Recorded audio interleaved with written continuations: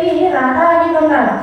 ಶ್ರೀಕೃಷ್ಣ ಪರಮಾತ್ಮ ಕೃಷ್ಣನಾಗಿ ಅವತಾರ ತಾಳ್ಯಾನ. ಈ ಜನ್ಮದೊಳಗೆ ಏನಾಗಿತ್ತು ಅಂದ್ರೆ ವಿರಹ ವೇದನೆಯಿಂದಲೇ ಇದೊಂದು ಜನ್ಮ ಹೋಗ್ಬೇಕಂತ ಹೇಳಿ ಭೃಗು ಮಹರ್ಷಿಯ ಶಾಪದಿಂದ ಆ ಅವತಾರವನ್ನ ಎತ್ತಣ. ಯಾರು? ಶ್ರೀಕೃಷ್ಣ ಪರಮಾತ್ಮ. ಅವರು ವಿರಹ ವೇದನೆಯಿಂದ ಬಿಟ್ಟು ಪ್ರೇಮವನ್ನು ಮಾಡಕ್ಕೆ ಯಾವುದು ಅಡ್ಡಿ ಇದ್ದಿದ್ದಿಲ್ಲ. ಯಾಕಂದ್ರೆ ಕೃಷ್ಣನ ಹೆಸರು ಪ್ರೇಮದಿಂದ ಬರಬೇಕಾದ ರಾಧಾಕೃಷ್ಣ ಅಂತಾರೆ. ರಾಧಾಕೃಷ್ಣ ಅಂತಾರೆ. ಮತ್ತು ಸತಿಪತಿಗಳ ಸಂಬಂಧದಿಂದ ಬರಬೇಕಾದ್ರೆ ಕೃಷ್ಣ ರುಕ್ಮಿಣಿ ಅಂತಾರೆ. ಇಲ್ಲಿ ಪ್ರೇಮಕ್ಕೆ ಮಹತ್ವ ಬಹಳ ಕೊಡ್ತಾರೆ. ಶ್ರೀಕೃಷ್ಣ ಪರಮಾತ್ಮ ಅಂದ್ರೆ ಪ್ರೇಮದ ಸ್ವರೂಪವೇ ಅವನು. ಏನಾಗಿತ್ತು ಒಂದು ದಿನ ಅಂದ್ರೆ ರಾಧಾ ಯಾವತ್ತು ಶ್ರೀಕೃಷ್ಣ ಪರಮಾತ್ಮನನ್ನ ಬಿಟ್ಟ ಇರುವುದಿಲ್ಲ. ಸದಾವ ಕಾಲ ಅವನ ನಾಮಸ್ಮರಣೆ, ಅವನ ಚರಣ ಕಮಲಗಳ ಸ್ಮರಣೆ, ಅವನನ್ನು ಒಂದು ಕ್ಷಣವೂ ಅಗಲಿ ಇರುವಿಕೆ ಆಕೆಗೆ ಸಾಧ್ಯ ಇದ್ದಿದ್ದರು. ಹೆಂಗ ಅಂದ್ರ ರುಕ್ಮಿಣಿ ಮನೆಗೆ ಬರ್ತಾಳ ಒಂದಿನ. ಕೃಷ್ಣ ಪರಮಾತ್ಮ ನನಗೆ ಭೇಟಿ ಆಗಿಲ್ಲವ, ಕೆಲವು ಒಳಗಿದ್ರು ವಧುರು ಅಂತಾಳ. ಅದೇನೋ ಅಂತಾರ ಸಾವುತೇನ ಸಾವು ಮೇಳ ಕೂಡ ಇವತ್ತು ಕೂತ್ಕತ್ತ ಈಗ ಪ್ರೀತಿ ಮಾಡೋದು ಆಕೆಗೆ ಇಷ್ಟ ಆಯ್ತಿದ್ದಿಲ್ಲ. ಆ ಹೊರಗೆ ಹೋಗ್ಬಿಡ್ತಾ ಎಲ್ಲ ಕೈ ಸೊನ್ನೆ ಮಾಡಿ ಅಕ್ಕಿ ಜೋಡಿ ಯಾಕೆ ಬಂದಿರ್ತಾರ ಒಳಗೆ ಹಂಗ ಅಳ್ಳಾಡಕ್ಕೆ ಅಂತಾರ. ಒಳಗ್ ಕರಿ ಇನ್ನೊಮ್ಮೆ ಕೃಷ್ಣ ಅಂದಿರ್ಬಾರ್ದು ಹಂಗ ಒಳಗಟ್ಟಿ ಅಂತ. ಯಾಕಂದ್ರ ಇವ್ರೊಳಗೆ ದುರಾಚಾರಿಗಳು ಅನ್ನುವಂತ ದೇವ್ಗಳು ಹೋಗ್ಬಿಟ್ಟ ಒಟ್ಟರ ಮನಸ್ಸಿನಾಗ. ಅವ್ರು ದೇವ್ರನ್ನ ಒಬ್ಬ ಬಹಳ ಜುಗುಪ್ಸೆ ಹೊಂದಿರ್ತಾನೆ ಜೀವನದೊಳಗೆ.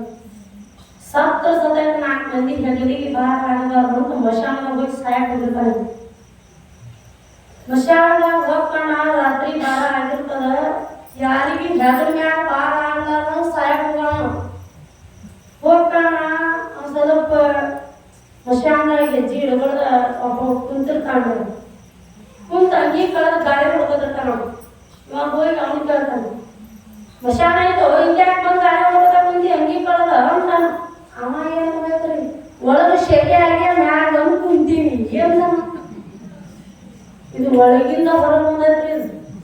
ಅವಾಗ ಅಕ್ಕ ನೋಡೋದ ಮೈನ ಆಯ್ತು ಹೂವ ಜವ್ವ ಅಂದ. ಮುಂದಕ್ಕೆ ಓಡ್ಕೊಂಡ ಬರ್ಬೋದ ಹೋಗ್ಬೇಕು. ಇನ್ನ ಮಾಡೋದು ಕೈಯಾಗ ಲ್ಯಾಪ್ಟಾಪ್ ಇದನ್ನ ಫೋನ್ ಹಿಡ್ಕೊಂಡು ಸ್ಮಾರ್ಟ್ ಫೋನ್ ಹಿಡ್ಕೊಂಡು ಸಂಸಾಟಿರ್ತಾರ. ಏ ತಂಗಿ ಜವ್ ಐತಿ ಇಲ್ಲಿ ನಿಂದ್ರಬೇಡ ಹೋಗೋ ನಡಿ ಅಂತ. ಎಲ್ಲಿ ತಂದಿ ನೀನು ಎಲ್ಲಿ ಜವ ಒಳಗ ನ್ಯಾಕ ಬರ್ತಾರ ಹೊರಗೆ ಬಂದಿ ಅಂತ ಅದು ದೇವನ ಒಂದು ಗಂಟ ಒಂದು ಗಂಡ ಅದು ದೇವನೇ. ಹೂವ ಅಷ್ಟು ದೇವ ಸಹಾಯಕರ ಬಂದು ನೀವು ನೋಡಿ ಎದಿ ಓಡ್ಕೊಂಡಂತ ಮುಂದೆ ಓಡ್ಕೊಂಡ ಹೋಗ್ಕೊಳ್ದ ಮಶಾನ ರೋಡ್ನ್ಯಾಗ ಇನ್ನೊಬ್ಬ ಗಂಡ ಬರ್ತಿರ್ತಾನ. ಅವನ ಧೈರ್ಯ ಬರ್ತೈತಿ. ಆತಿಲ್ಲವ ಸಿಕ್ಕಾನ ಈ ಸಮಾಚಾರ ಹೇಳಿ ಇವನು ಊರ್ ಕಡೆ ಕರ್ಕೊಂಡು ಹೋಗ್ಬೇಕಂತಾನ. ಏ ತಮ್ಮ ಒಂದು ಹೆಣ್ಣು ದೇವ ಐತಿ ಒಂದು ಗಂಡ ದೇವ ಐತಿ ಅಂತ ಹೇಳ್ತೇವ. ಇಲ್ಲ ನೀನು ಏನಾರ ಮಾಡಿದ್ಯಾವ ಹೋಗು ನಡಿ ಊರ್ ಕಡೆ ಅಂತ ಸ್ವಲ್ಪ ತಡಿ ಅಂತ. ಅವ ಎಡ್ಡು ಏನದಾವ ಅವ ಎಡ್ಡುಗ ಮಗ್ಲಿನ ಗೋರಿನ ಮಾಡ್ತಾನೆ. ಇದೇನು ಸಣ್ಣ ಹೊಡಿತಾನೆ. ಹೊಡೆದು ಏನ್ ಮಾಡ್ತಾನ ಅವತ್ತೇ ಓಡ್ಕೊಂತ ಹೋಗಿರ್ತಾನ. ಟಾಟಾ ಸ್ವಾಮಿ ಗಾಡಿ ಬರ್ತೈತಿ.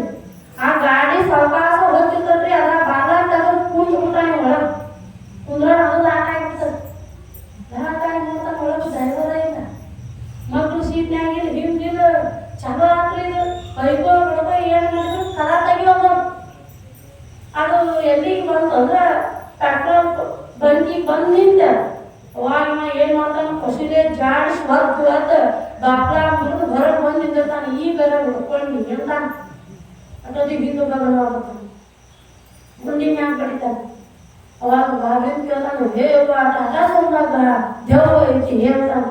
ಟಾಟಾ ಸಂದಾಗ ದೇವ್ ಇಲ್ಲ ಕರ ಯಾಕೆ ಮುರಿದು ಏನ್ ದೇವ್ ಇತ್ತು ಮರ ತಗೊಂಡ್ ಹೊಂಟಿತ್ತು ಮುರಿದೀನಿ ಏನ್ ನನ್ ರುಚಿ ಗ್ಯಾಂಡಿ ರುಚಿ ಪ್ಯಾಂಡಿ ಹಿಂದೆ ಒತ್ತುಕೋದಾಗತ್ತೆ ನನ್ನ ಗಾಡಿ ನಿನ್ಯಾರು ಮುರಿಯಂಗ ಅಂತಾನ.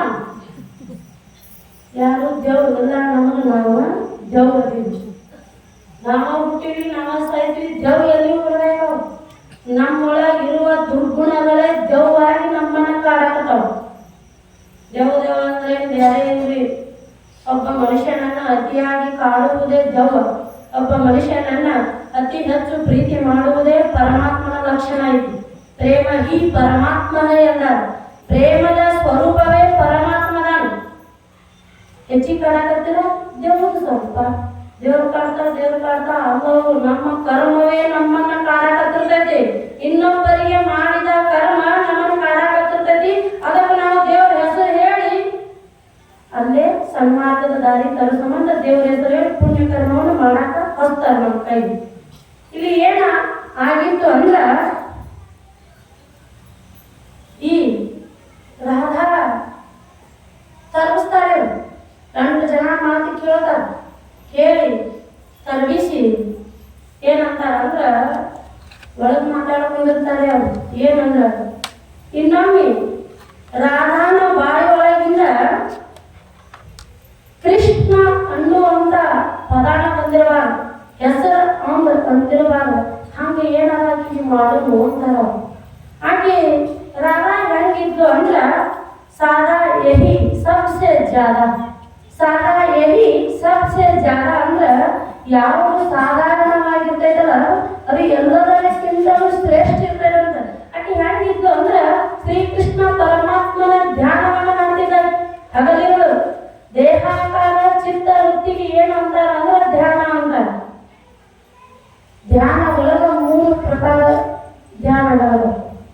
ಯಾವ ಅಂದ್ರ ಪ್ರತೀಕ ಧ್ಯಾನ, ದೇಹಾಕಾರ ಧ್ಯಾನ, ಅಹಂಕಾರ ಧ್ಯಾನ. ನಾವು ಧ್ಯಾನ ಮಾಡ್ತೀವಿ. ಲಿಂಗವನ್ನ ಕೈ ಒಳಗಿಟ್ಕೊಂಡು ಲಿಂಗವೇ ಪರಮಾತ್ಮ ಎಂದು ಪೂಜೆ ಮಾಡುವುದು ಇದು ಪ್ರತೀಕ ಧ್ಯಾನ. ಅನ್ಯದರಲ್ಲಿ ಅನ್ಯ ಭಾವನೆ ಮಾಡುವುದು ಇದು ಪ್ರತೀಕ ಧ್ಯಾನ. ಇನ್ನು ದೇಹಾಕಾರ ಧ್ಯಾನ ಅಂದ್ರೆ ಎದಕ್ಕಂತಾರ ಅಂದ್ರ ಇಷ್ಟ ದೇವತೆಯನ್ನು ಮನಸ್ಸಿನಲ್ಲಿ ಸ್ಮರಿಸಿಕೊಂಡು ಮಾಡುವ ಧ್ಯಾನಕ್ಕ ದೇಹಾಕಾರ ಧ್ಯಾನ ಅಂತಾರ. ಇನ್ನು ಅಹಂಕಾರ ಧ್ಯಾನ ಅಂದ್ರೆ ಏನು ಅಂದ್ರ ಆ ಇಷ್ಟ ದೇವತೆ ನಾನು ಎಂದು ಮಾಡುವ ಧ್ಯಾನ ಇದು ದೇಹಾಕಾರ ಧ್ಯಾನ ಐತಿ. ಈ ಧ್ಯಾನ ಎಲ್ಲರೂ ಮಾಡಕ್ ಸಾಧ್ಯ.